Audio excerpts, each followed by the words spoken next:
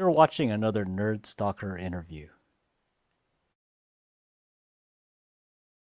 Welcome to another Nerd Stalker interview. Good morning. This is Greg Bory, aka Social Greg on Twitter for the Nerd Stalker Media Network. Today I'm pleased to talk with Elton Rivas, founder and partner of KYN, a business accelerator, and founder of also Co-work Jacksonville, Jax, and the One Spark, the world's first crowdfunding festival. We'll talk about the 3 reasons today startups should use business accelerators. So a little bit about Elton. Prior to working at Co-work Jax and One Spark and KYN, he has extensive background in sales and marketing at some of the biggest companies you heard about, Johnson Controls, Interline Brands. So good morning, Elton. How you doing? Thanks for joining us on Nerd Stalker Live from Jacksonville, Florida. Isn't that right?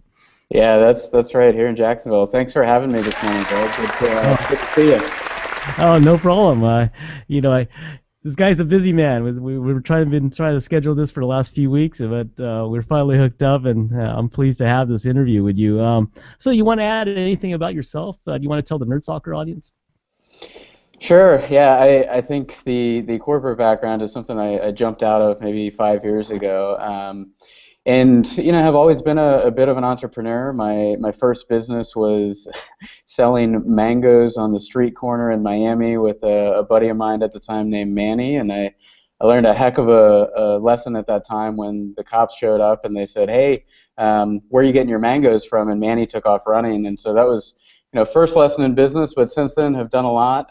Really enjoy doing triathlons now. That's kind of something that keeps me a bit balanced and ironically out of the chaos of the startup world. But here in Jacksonville as a home base, really love the community. We've got passionate folks, that are here in the city, and it's a smaller market where you can do a lot really quick. So yeah, that's a bit about the Elton story, I guess.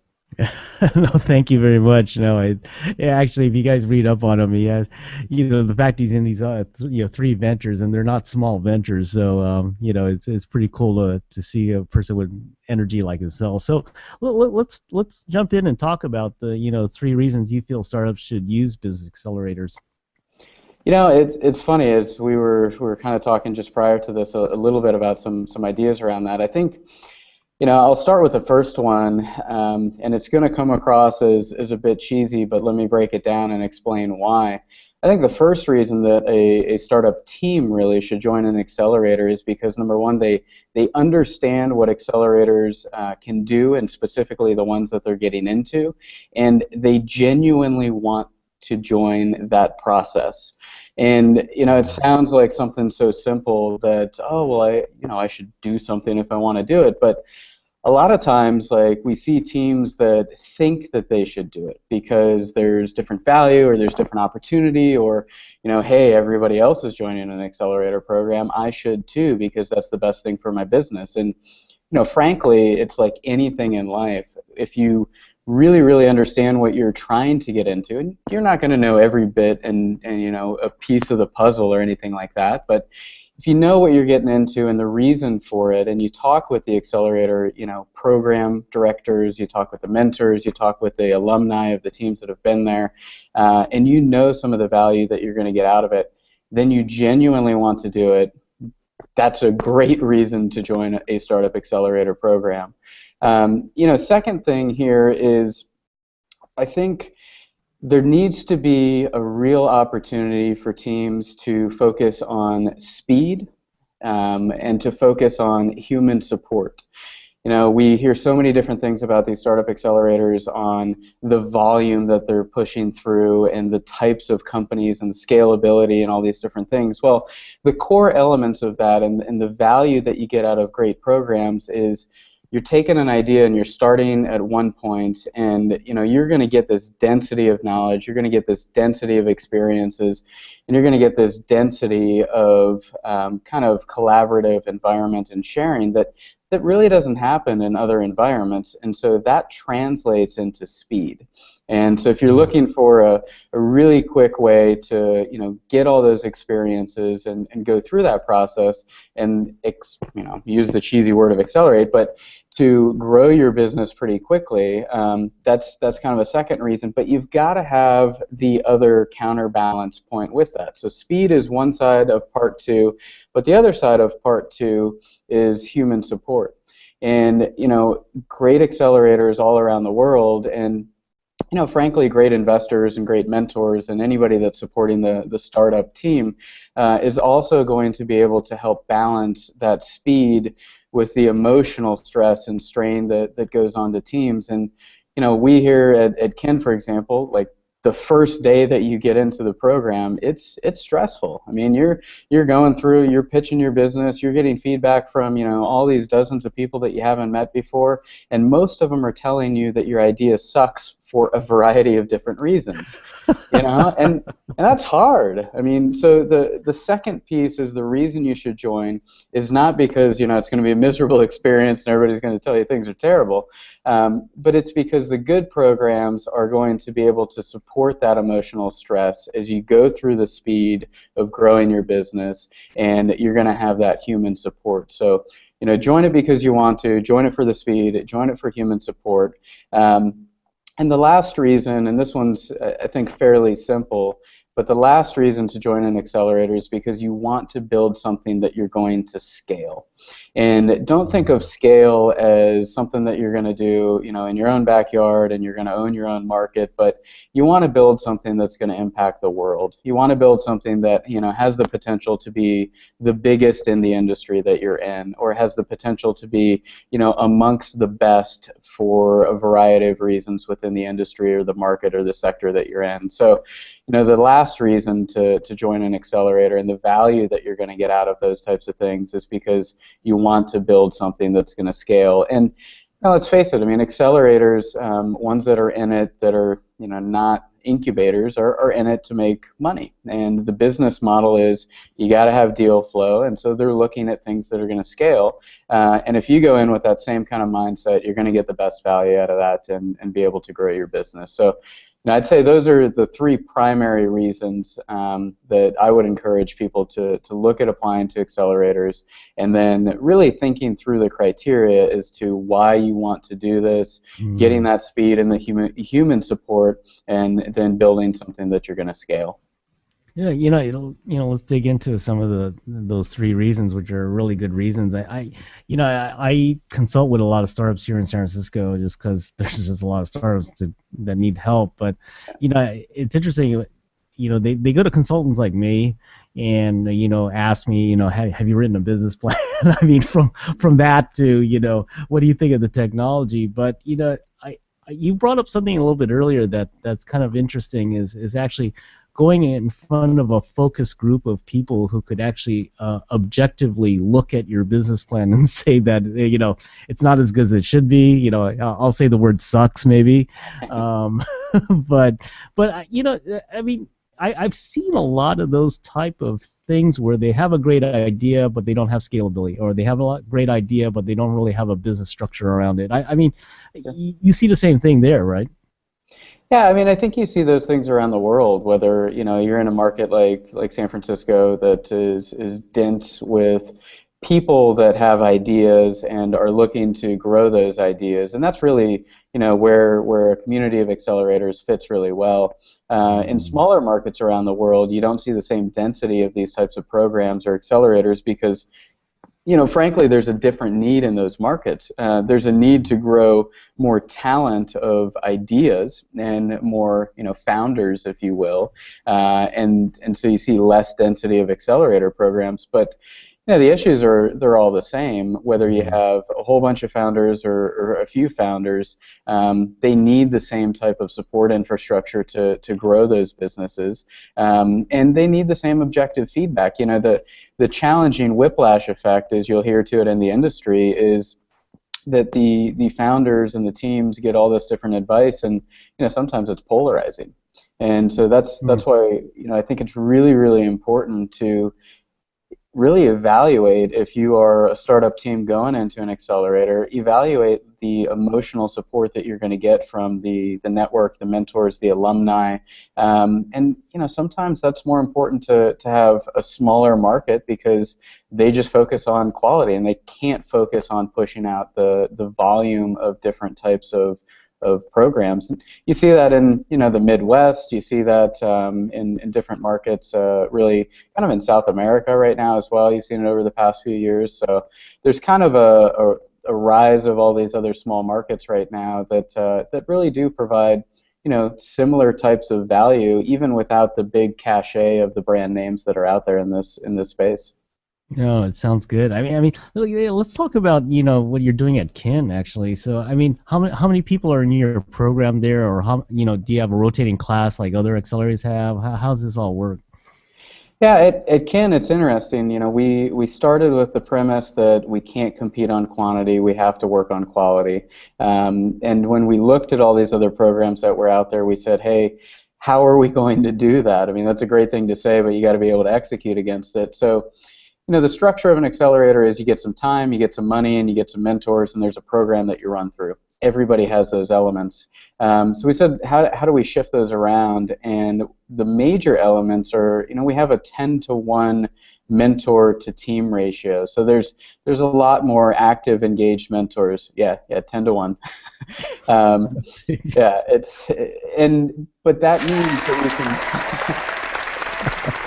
can. That means Sorry we about can that. only accept a certain amount of teams. And so, the first cohort we took in 4 teams. The current class that we have in right now as part of the family, we only have 2 teams in the program. And, the next program that we look for, it'll vary anywhere between probably about 2 and 6 teams at a time. The beauty of the model for us right now is we have kind of enough sustainability and runway with a bunch of different things that we're working on that we can just work on quality and focusing on the relationships, the mentors, and really spending a good amount of time with these teams. The program itself is really core 4 months, so that's fairly similar to what you see that's out there. And then we actually added on 2 months to the end of it to work with the teams that are securing additional investment and making sure that as they go through that process with investors that they've got somebody in their corner and they've got somebody that's able to sit down with the investors and them and kind of have some good objective discussions as to what they're going to do with the money, where they're going to carry those things forward. And how the infrastructure that they've built over the past 4 to 6 months at KYN they're going to use to scale rapidly. So those are just a couple elements that we do a little bit different here. And it's nice not to have the pressure of saying, hey, goodness, we've got to pump through 40 a semester, 40 classes, or 40 teams a quarter, and allows us to focus much more on the quality experience. No, I like that because I think here in San Francisco is definitely the quantity experience, if you Sure. want to call it. And a lot of people have told me who've gone through accelerators. It's been a mixed bag, quite frankly. I think the experience they'll always say was good. But as far as from San Francisco's standpoint, I think some people feel they were rushed, and I agree with you. I think every company is a little bit different too, right? I mean, it depends on your business model and how much effort you've put in before you've come into the accelerator. Kind of helps out on getting to your end goal, right? Yeah, and it's interesting. I mean, you talk about the effort that you put into the preparation to go into a program. We start the process really about 30 days prior for our teams, and send them out kind of a welcome kit and say, hey, spend time with friends and family now. Like this is real life stuff that you need to know and be aware of, and here's what we're going to do in the first couple of weeks so that you can start preparing. We're big believers in kind of the lean methodology to a point. So everybody walks in with their lean canvas day one, and they've sent us those materials ahead of time, and they get a lot of feedback on that and criticism of it, objectively so. And I think the point about preparation prior to getting into a program is also a bit dangerous, because a lot of times in the startup community and in the world that we live in, we think we can find everything on the internet, and we think we can get all the answers out there, and we can just search for it. And so we're going to come in with preconceived notions that sometimes get ripped apart in the first 30 days of a program or a process. So I think one piece of advice that I'd give to teams that are part of that is you got to be cognizant and flexible, where you're going and doing your research, but you're also open to feedback. And once you get that feedback, then you've got to build good relationships with mentors as part of these programs that you trust. And that's the underlying element for this whole thing is there's all this money that's going in and out of companies, and there's all this focus on scaling, but at the same time, we're all just people, and you've got to build relationships that are trustworthy with the people that are giving you advice, so you can actually take it in and turn it into action as you move forward and grow your business. Hey, I had a question for you. You talk about the ratio of mentorship to startups. How do you find these mentors? Are they part of the investment groups that you guys deal with? Are they just business partners you worked with for the last 20 years? How do you find these people? Yeah, a bit of all of the above, I guess. A bit of personal networks and relationships and other businesses, and then a bit of the fact that great quality mentors want to be around great quality programs and teams. And you see it time and time again where successful entrepreneurs that exit want to stay in the game, but they want to stay in it from a different perspective. So if you plant a strong enough flag out there, the beauty of the world that we live in is people are going to find you. And so I think probably the first process for us, we put together probably about 3/4 of the mentor network, and about another quarter of that came and found us, or some of the mentors referred other people. And now what we're finding is there's a good percentage where it's it's about half and half, where people are coming to us and they're saying, hey, I want to be part of this, and our first response is, great, hold on. Like, let's run through and tell us a bit about you, and let's go break bread together, and let's kind of talk, and it's great to see a resume and all that, but let's get to know each other as people, and then we can talk about the needs of the business. And we found that to be fairly successful so far. I like that. I think that if you're kind of personally vested with a person, I find out in consulting it's kind of the same way. Sure, I like money like anyone else does, quite frankly, but quality. You bring. I like the quality part that you bring up, because I actually, in the same way in my consulting side of my business, I actually look for that same quality. Can I work with these people? Are they open to some of the ideas that I will actually give them as suggestions or advice?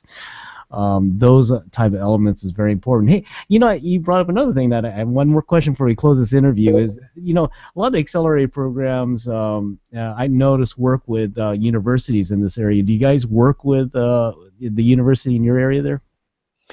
Yeah, we do, but we do it a little bit different. We actually, we don't talk about it too much, but we have basically a residency or an apprenticeship program for designers and developers as one kind of faction at KYN as well.